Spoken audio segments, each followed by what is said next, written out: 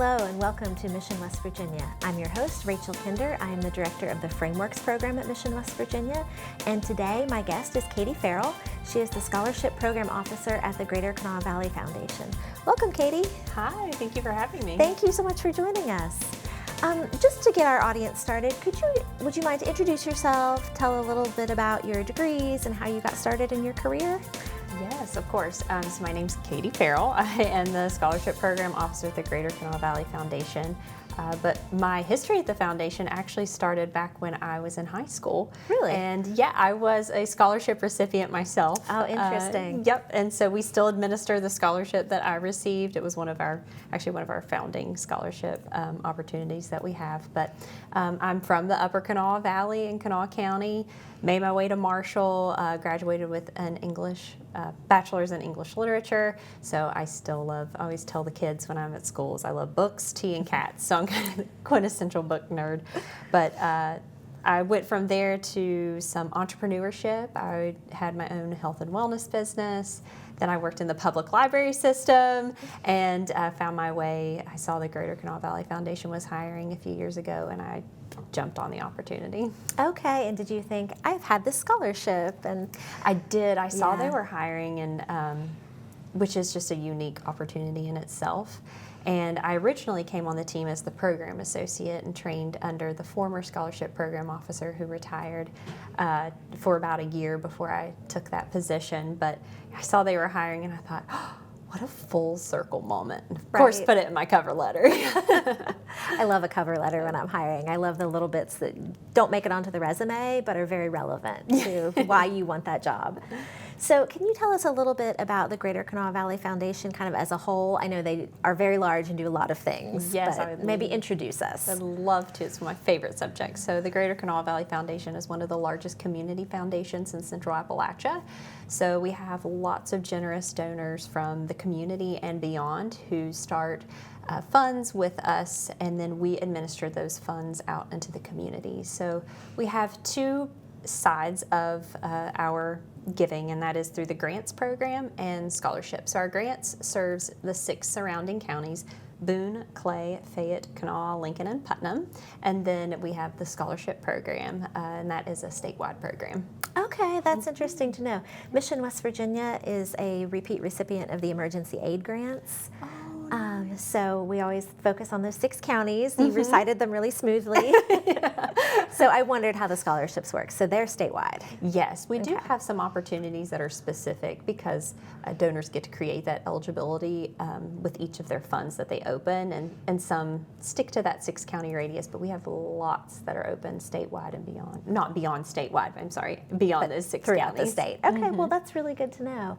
So you're the Scholarship Program Officer, is that correct? Yes. Okay, so tell us, what do you do in that title? I feel like a lot of different things. Yes, I feel like I juggle a lot of different balls in the air. So I do anything from, you'll see me in schools sometimes.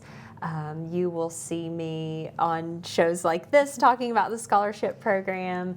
I am often at college fairs, so it will be me among many of the universities who are vying for these students' attentions.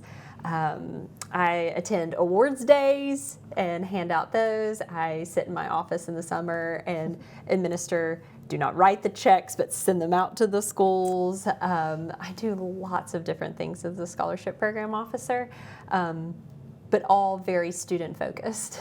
Okay. So I got on the website before the show and I saw a very long, extensive list of scholarships. So can you talk to me about the scholarship programs, who can apply, how many scholarships you have? Again, one of my absolute favorite questions. So first, as we said, the scholarship program is statewide. So it is open to any student who is a resident in the state of West Virginia. Okay. So I like to say any age or stage. So the student could be my traditional high school senior who will be starting college next year. I have students or scholarship recipients who are students in their 60s. They've decided to go back to school. Okay. So it's really neat to see the varying people who receive scholarships through us. So anyone in the state of West Virginia, any age or stage. And then we also have scholarships that are available to students whether they are studying for a 2-year, 4-year, graduate, VOTEC, those types of programs. Okay, interesting. Yeah. So how do you find your more non-traditional students? That's where I have really started a lot of outreach. So we, again, going into the schools, I'm not able to visit every school, and obviously not every school statewide, though I would love to. I like to get my boots on the ground. Again, I come from the Upper Kanawha Valley, and I'd like to just be face-to-face with the students and tell them somebody believed in you enough to start a scholarship fund. And often I'm at a school because there's a school-specific scholarship. So it might just serve students of that school. And I'll often say, someone cared enough about you and your education to invest their money to seeing you excel and succeed. And so I think that non-traditional student is often really receptive to that. And just even knowing that we have an opportunity for them, because often it's thought that we only have opportunities for those 4-year degrees. So you said that donors sometimes say like the scholarship is geared towards this type of student. So can you talk about some qualifications that might qualify you for a scholarship other than like, hey, you're a great straight A student? Yes. So we have some scholarships that are just completely open. So you could go to an in-state school, an out-of-state school. Okay. You could study anything. You could study anything. It could be private or public. So we have scholarship opportunities that are like that. We have some that may require you, maybe it's a memorial scholarship, and they've designed an essay that they'd like to read that focus on some of the characteristics and qualities of the person that they hope to have their legacy move forward. There are some that want to know, how long have you played a sport? There are some that are for specific sports. There are some that really focus on that GPA and that quality, just round your all-around student of GPA, financial need, extracurriculars, volunteer service, have they had a job, those sorts of things. But that's the criteria varies, and we actually completely redid our scholarship application this year. And if you're familiar with how the past process worked, is a student can only select 2 of those scholarships to apply for. Okay. And they could only receive 1. But this year, since we're talking about eligibility, the student just fills out the application and the software matches everything for them. Yeah. So has that made your job easier? I'm to be determined because now students are going to qualify for a lot more. Yes, which is so exciting for them.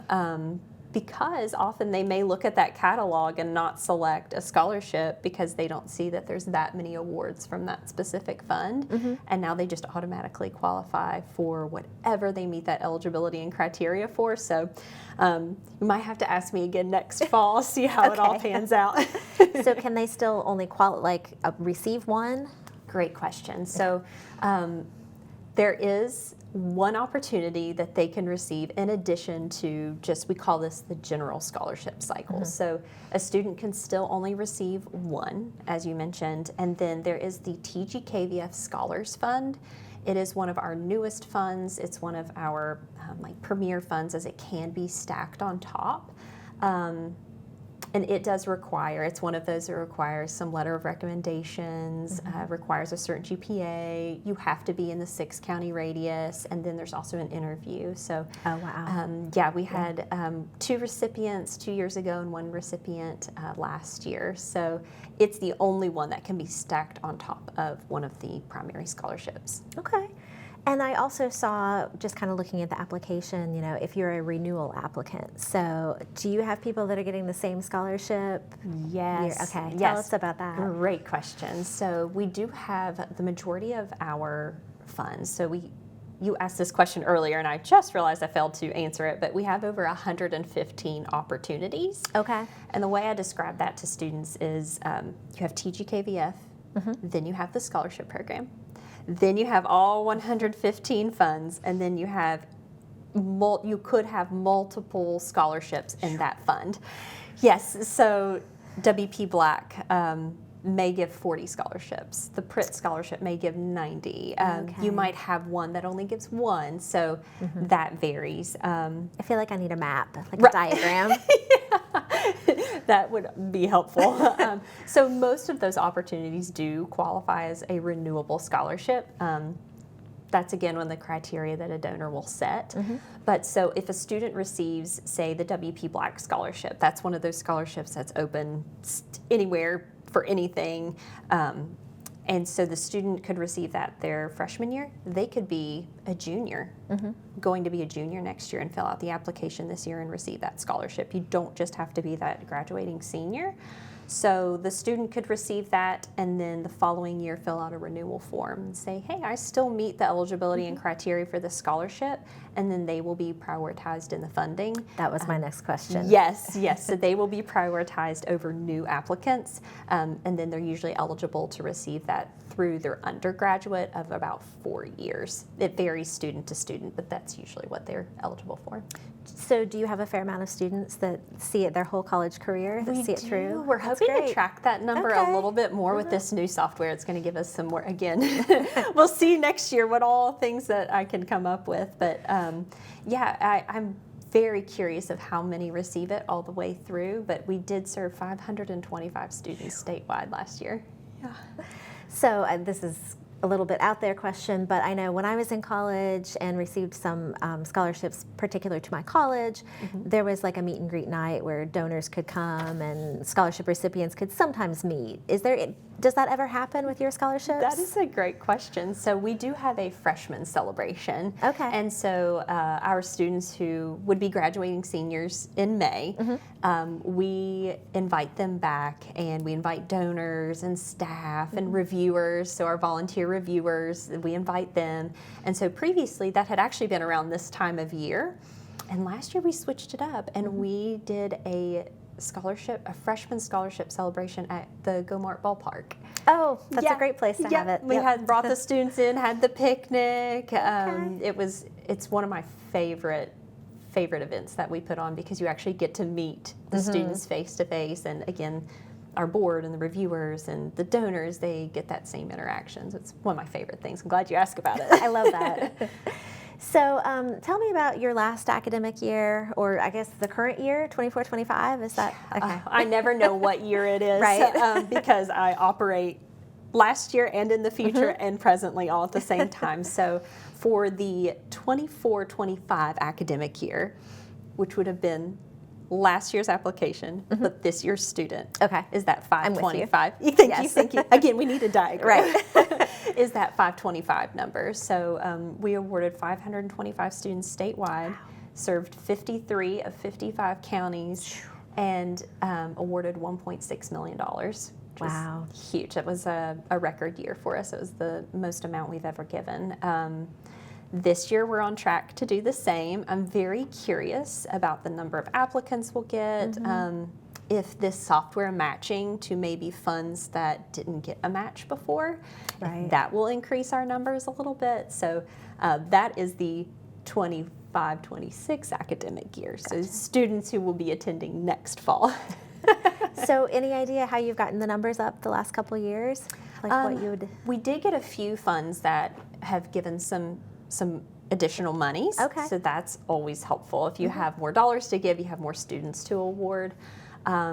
But I do think the increase in getting that boots on the ground, I'm just really passionate about meeting the students and being face to face with them and showing them that the world is at their fingertips. So I really think that increased outreach has made a difference.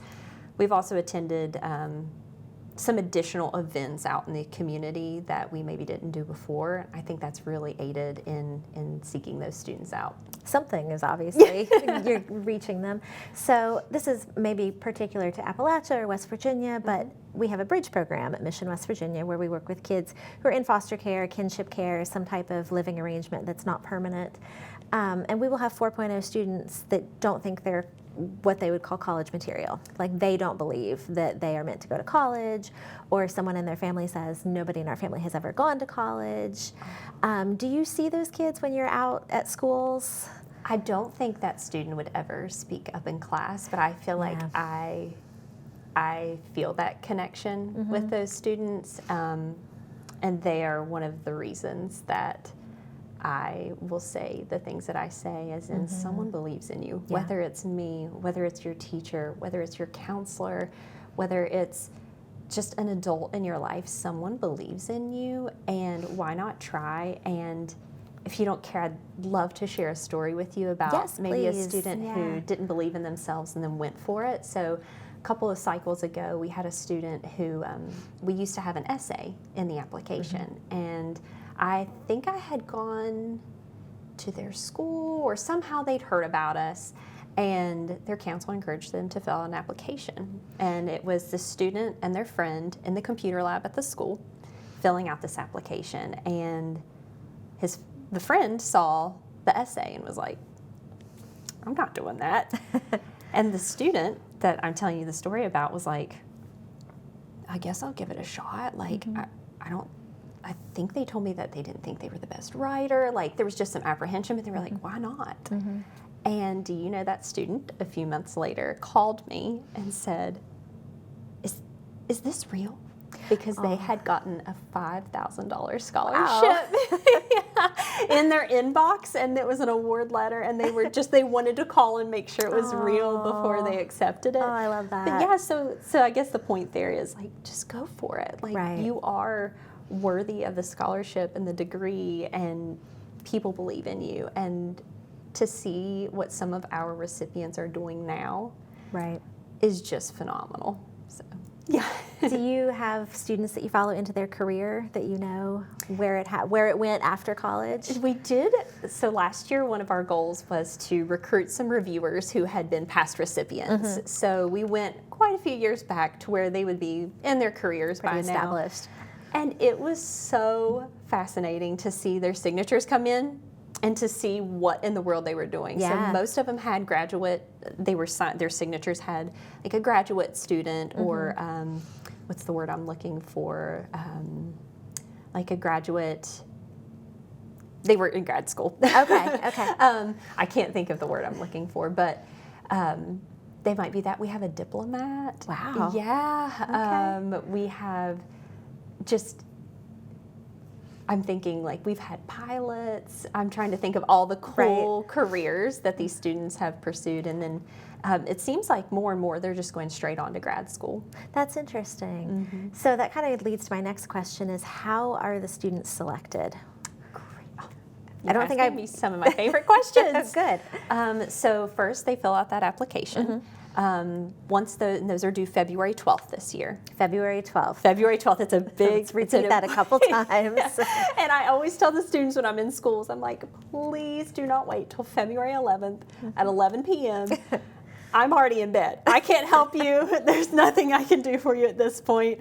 And then you're going to call me crying that you missed the deadline, and then I'm going to cry when I get off the phone because you missed the deadline. So let's just skip the tears and get that in. So once they are in by February 12th, I shuffle them, send them out to our independent volunteer reviewers. So those are people within the community. Typically, they're pretty close to home around here. We've tried really hard to diversify in a lot of different areas, the type of reviewers we have reviewing.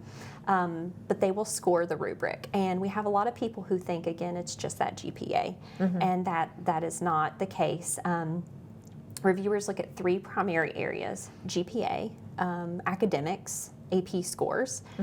They look at financial need, extenuating circumstances. So we have an entire portion of the application where a student is able to fill out any extenuating circumstances or changes or things that may not be reflected in the FAFSA or that financial information. And then we have a third column, which is what I call the extras. So extracurriculars. Did a student volunteer somewhere? We are also very aware that some students don't have the privilege or opportunity to volunteer, and they need to provide financial support in their family. So we want them to tell us, have you had a job? We have students who have been key holders and managers at a very early age.